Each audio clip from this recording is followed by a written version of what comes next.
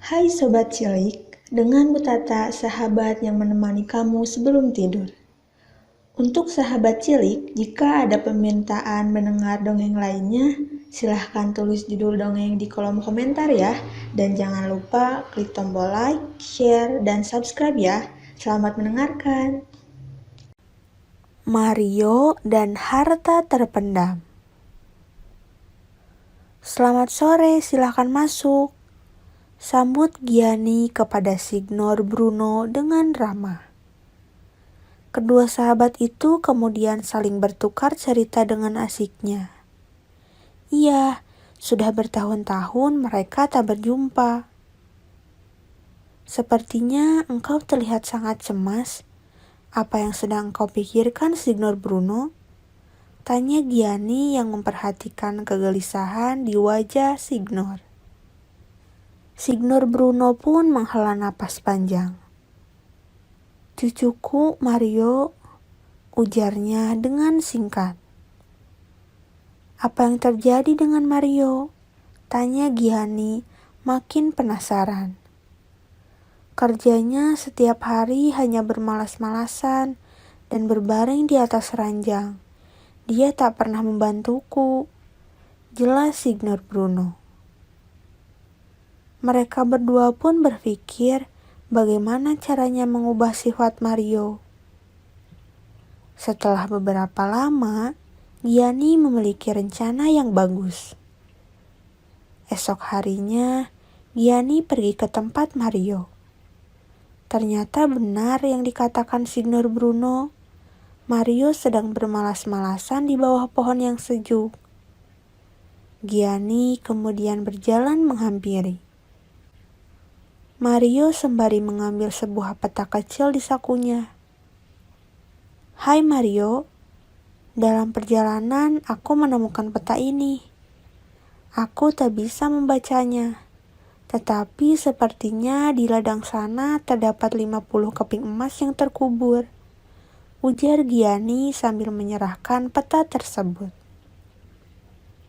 Mario pun bergegas pergi menuju ladang yang dimaksud seraya sesekali melihat peta itu.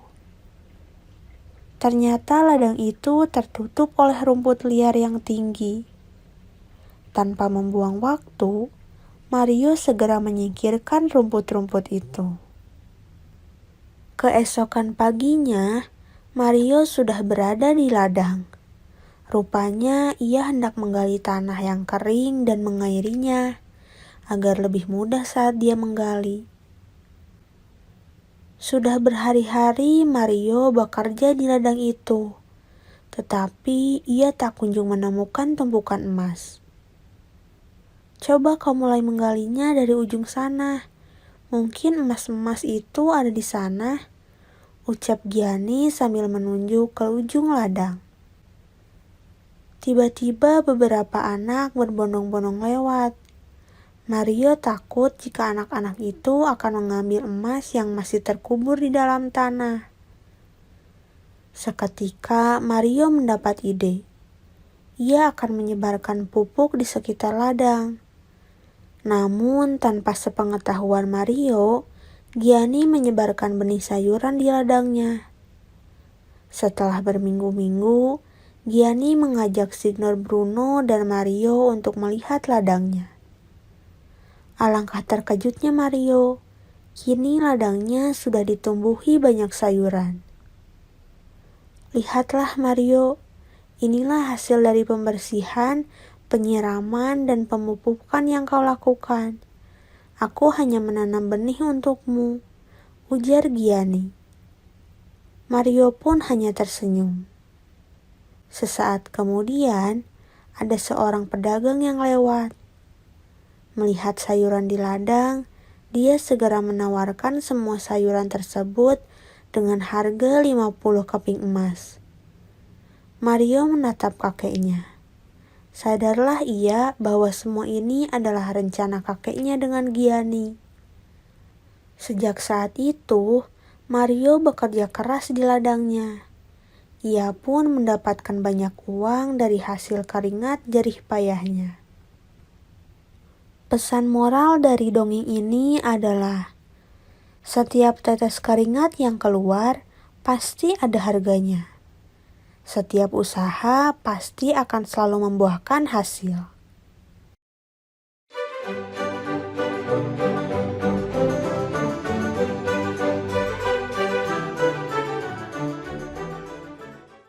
Hai Sobat Cilik, dengan Bu Tata, sahabat yang menemani kamu sebelum tidur.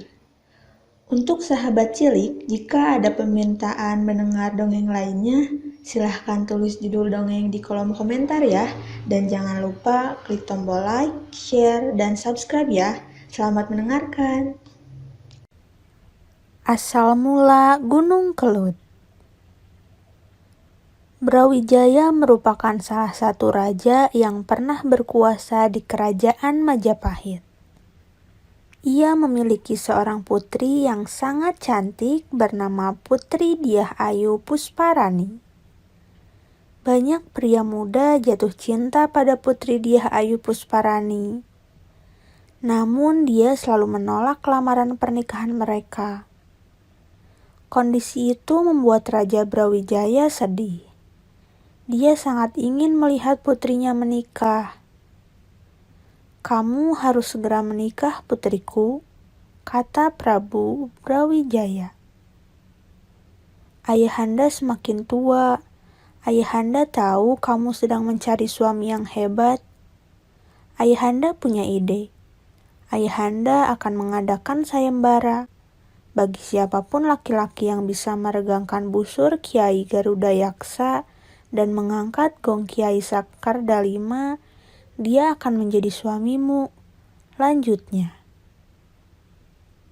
Putri Dyah Ayu Pusparani tidak bisa berkata-kata. Dia tahu ayahnya sangat ingin dia menikah. Dia hanya berharap dia akan menikah dengan pria yang hebat. Dia tahu busur dan gong memiliki kekuatan goib. Jadi pemenangnya pasti punya kekuatan goib juga. Satu persatu mencoba meregangkan busur dan mengangkat gong. Namun tidak ada yang berhasil. Mereka terluka, tangan dan punggung mereka patah. Raja Brawijaya berencana menghentikan sayembara. Dia berpikir bahwa tidak akan ada yang bisa memenangkan sayembara. Namun sebelum dia menghentikannya, seorang pria mendatanginya. "Jangan hentikan sayembara sekarang. Saya belum mencobanya." Semua orang menatapnya. Dia sangat aneh. Kepalanya tidak seperti kepala manusia. Dia memiliki kepala banteng. "Siapa namamu?" tanya raja. "Nama saya Lembu Sura," jawab pria itu. Kemudian dia mencoba meregangkan busur. Dia berhasil. Ujian selanjutnya dia harus mengangkat gong. Sekali lagi dia berhasil. Semua orang bertepuk tangan. Mereka semua kagum dengan kekuatannya. Namun Putri Dyah Ayu Pusparani merasa sedih. Dia tidak pernah berpikir bahwa dia akan menikah dengan pria berkepala banteng.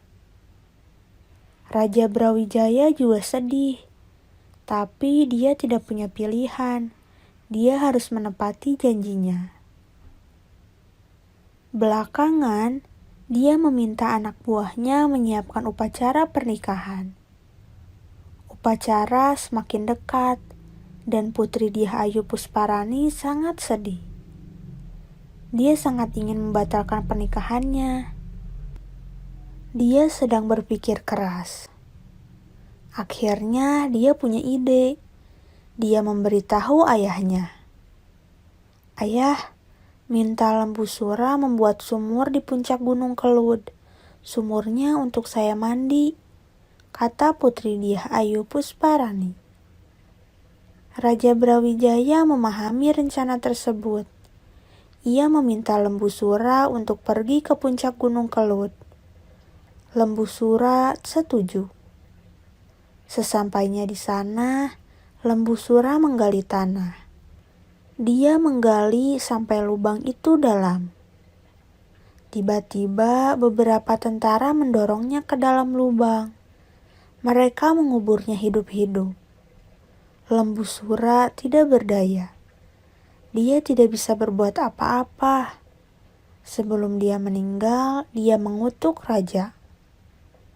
Raja Brawijaya, tunggu balas dendamku. Aku akan menghancurkan kerajaanmu. Mengutuk Lembu Sura. Semua orang sangat ketakutan. Mereka sangat yakin bahwa Lembu Sura akan membalas dendam kepada kerajaan. Sampai saat ini, setiap gunung kelut meletus, orang bilang Lembu Sura sedang melakukan balas dendamnya. Pesan moral dari dongeng ini adalah, pikirkan sebelum kamu mengambil suatu keputusan. Jangan sampai kamu menyesal ketika semuanya sudah terjadi.